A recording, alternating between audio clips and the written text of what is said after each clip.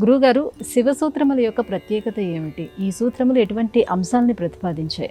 అమ్మా, శివసూత్రములు అనేటువంటివి నిజంగా చెప్పాలి అంటే ఎంత బాగుంటాయో అసలు మనం ఊహ చేయలేం. ఎందువల్ల అంటే శాంభవోపాయము, ఆణవోపాయము ఇలాంటి రకరకాలైనటువంటి వృత్తాలతో వెలుగొందేటువంటి శివసూత్రాలు ఎలా ఆవిర్భవించాయి అని కనుక మనం చూసినట్టయితే ఒక ఆశ్చర్యం. పరమశివుడు ఎక్కడో లేడు, ఇక్కడే మన చుట్టూ ఉన్నాడు అనేటువంటి ఒక భావన కలుగుతుంది. నిజంగా మనం పరమేశ్వరుడు కైలాసంలోనో లేకుంటే ఇంకెక్కడో మనం చేరుకోలేనటువంటి ప్రాంతంలో ఉన్నారేమో, మనం దర్శించలేనటువంటి స్థితిలో ఉన్నారేమో అని అనుకుంటాం. కాదు, పరమేశ్వరుడు మన చుట్టూనే ఉన్నాడు. మనమే స్వామివారిని సరిగా ఏ విధంగా ఆరాధించాలో, ఏ విధంగా స్వామివారికి చేరువ కావాలనో ఆ మార్గాన్ని మనం కోల్పోతున్నాం. కానీ ఆయన మన పక్కనే ఉంటూ గమనిస్తూ ఉన్నాడు.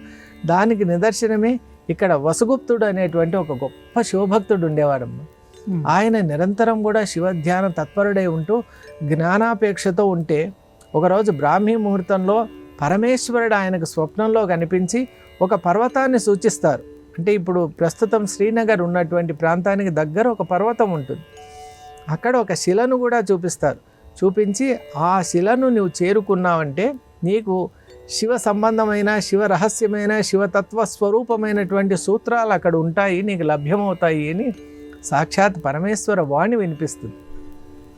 ఇక అంతే, వసుగుప్తుడు ఇక వెంటనే ఒక్క క్షణం కూడా ఆయన ఇంకా ఆలస్యం చేయకుండా అదే ఉత్తర క్షణమే అక్కడి నుండి బయలుదేరి స్వామివారి ఏ పర్వతాన్ని సూచించారో దాన్ని చేరుకుంటాడు.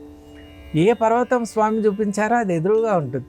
ఇక వెంటనే ఆ శిల కోసం అన్వేషణ చేస్తే ఏ శిలనైతే పరమేశ్వరుడు సూచించాడో ఆ శిల కూడా కనిపిస్తుంది. ఇక వెంటనే ఆ శిల దగ్గరికి వెళ్ళి ఒక్కసారి ఆ శిలను స్పృశిస్తాడు. అంతే, పరమేశ్వరుని వైభవం అక్కడే కనిపిస్తుంది.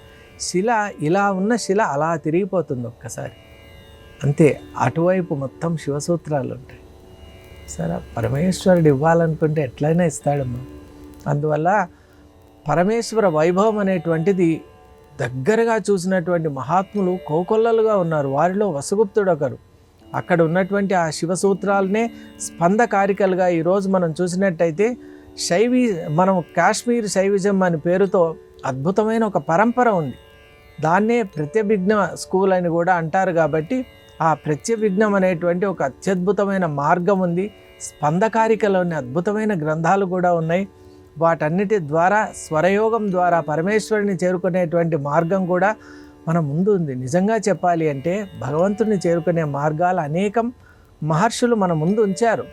మనం ఆ మార్గాల్ని మనం స్వీకరించడం లేదు. కానీ భారతదేశంలో ఉన్నటువంటి యోగ మార్గాలు, దివ్యమైన మార్గాలు, భక్తి మార్గాలు, జ్ఞాన మార్గాలు ఏ దేశంలో కూడా కనిపించవు. అన్ని మార్గాలు మన ముందు ఉంచారు.